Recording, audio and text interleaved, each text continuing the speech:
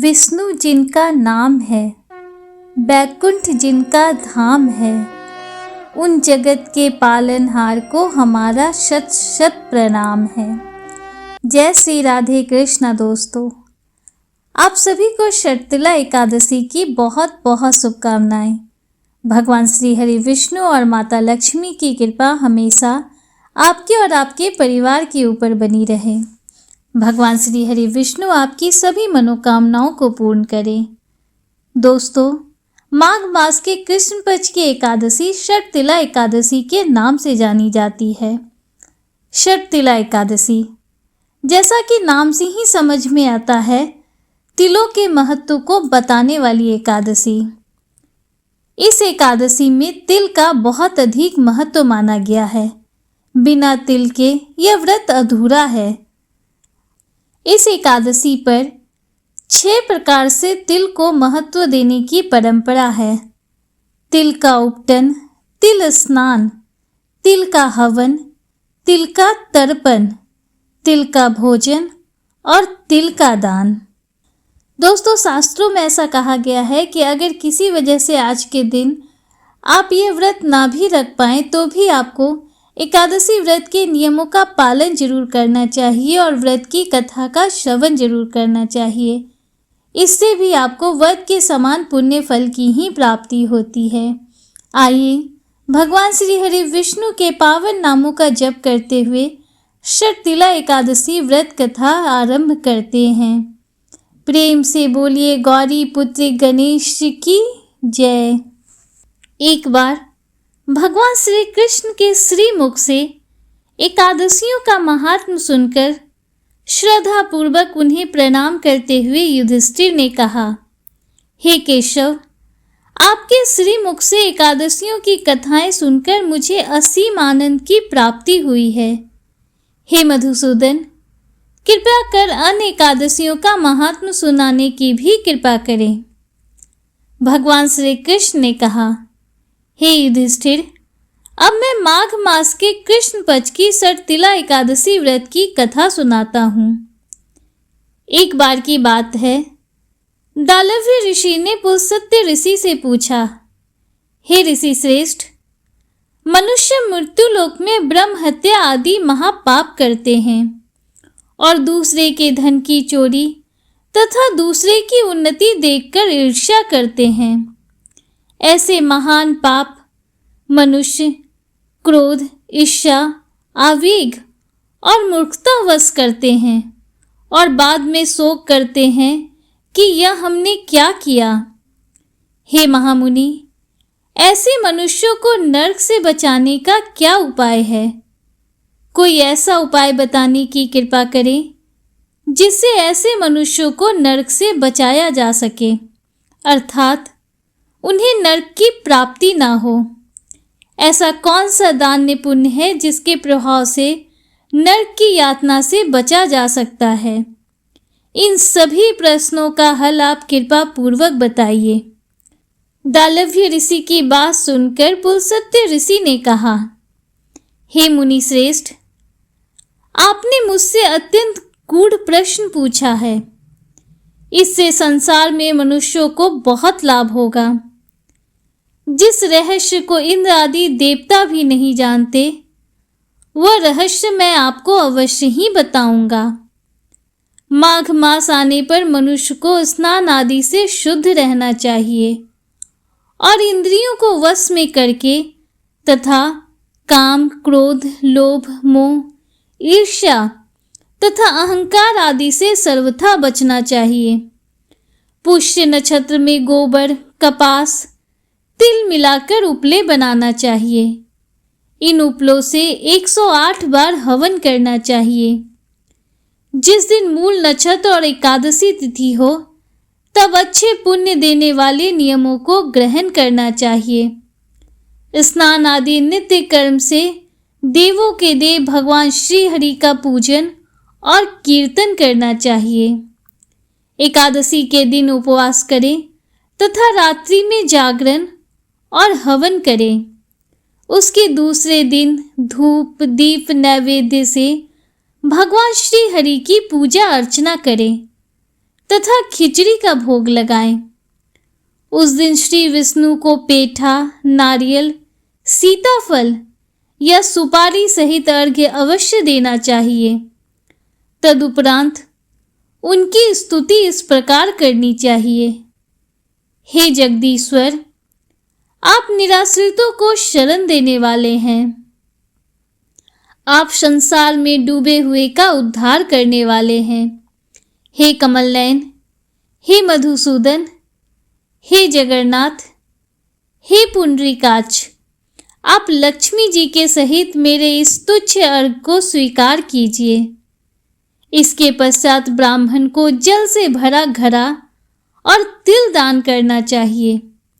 यदि संभव हो तो ब्राह्मण को गौ और तिल दान में देना चाहिए। इस प्रकार मनुष्य जितने तिलों का दान करता है वह उतने ही सहस्त्र वर्ष स्वर्ग में वास करता है। तिल स्नान, तिल की उपटन, तिलोदक, तिल का हवन, तिल का भोजन और तिल का दान, इस प्रकार 6 रूपों में तिलों का प्रयोग षट तिला कहलाती है। इससे अनेक प्रकार के पाप नष्ट हो जाते हैं।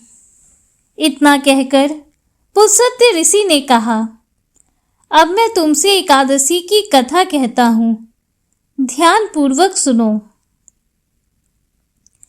एक बार नारद मुनि ने भगवान श्री हरि से षट तिला एकादशी का महात्म्य पूछा। वे बोले, हे प्रभु, आप मेरा प्रणाम स्वीकार करें।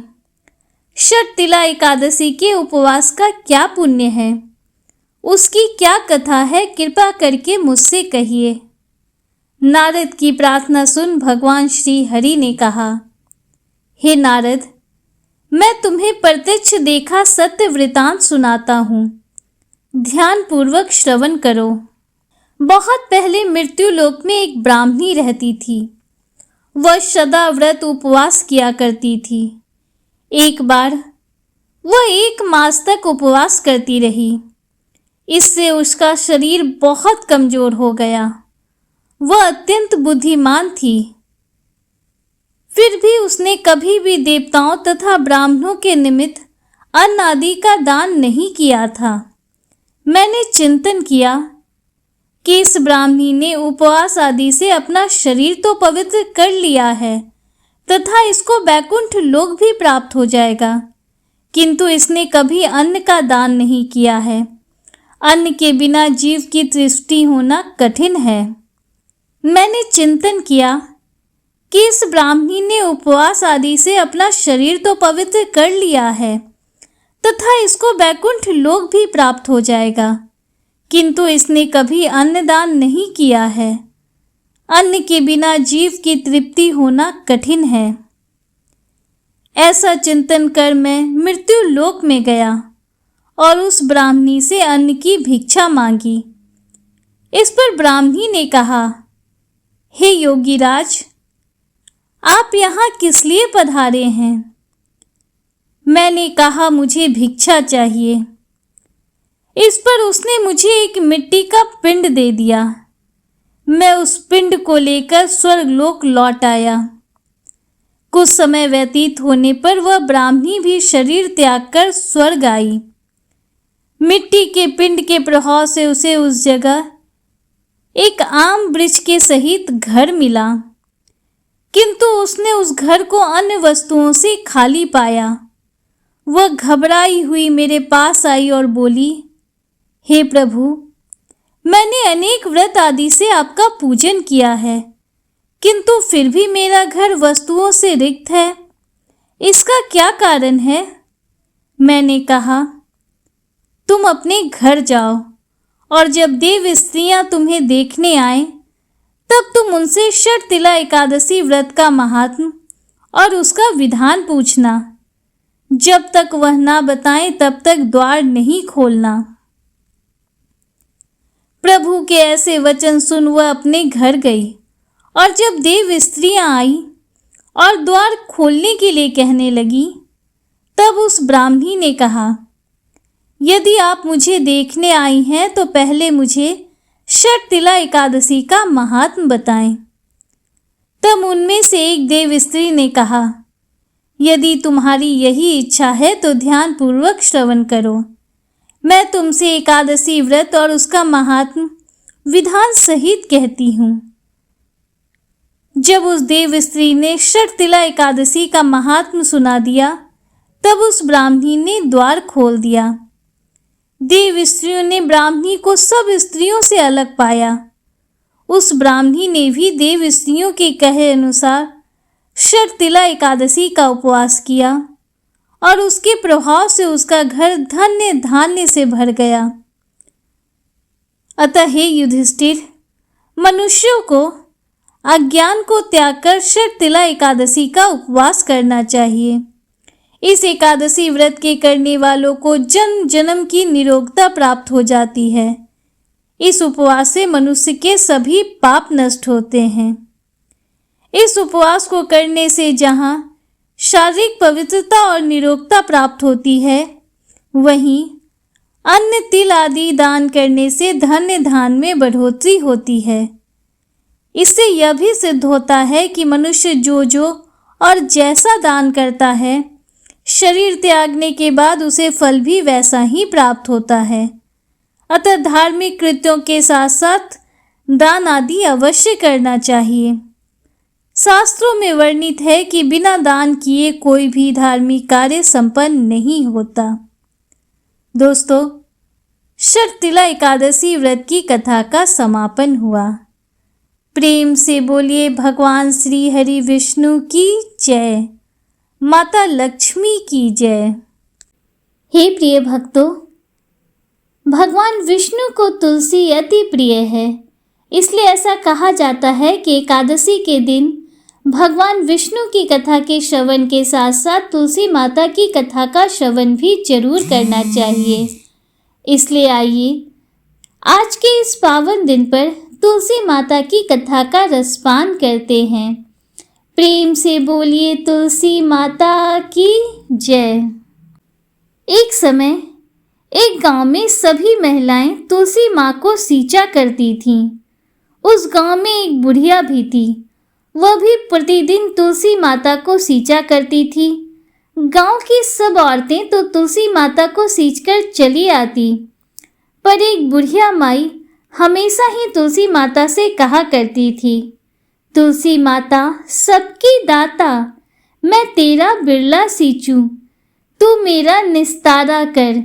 तुलसा माता अरुआ दे, लरुआ दे, पीतांबर की धोती दे, मीठा मीठा ग्रास दे, बैकुंठ का बास दे, चटक की चाल दे, पटक की मौत दे, चंदन का काठ दे, झालर की झनकार दे, साई का राज दे, दाल भात का जीवन दे, एकादशी का दिन दे और भगवान श्री कृष्ण का कांधा दे। उसकी इन सारी बातों को सुनकर तुलसी माता सोच में पड़ जाती। धीरे धीरे तुलसी माता सूखने लगी। एक बार भगवान श्री कृष्ण ने तुलसी माता से कहा, हे तुलसी, तुम प्रतिदिन सूखती क्यों जा रही हो? तुलसी माता ने कहा, प्रभु मैं आपको क्या बताऊं?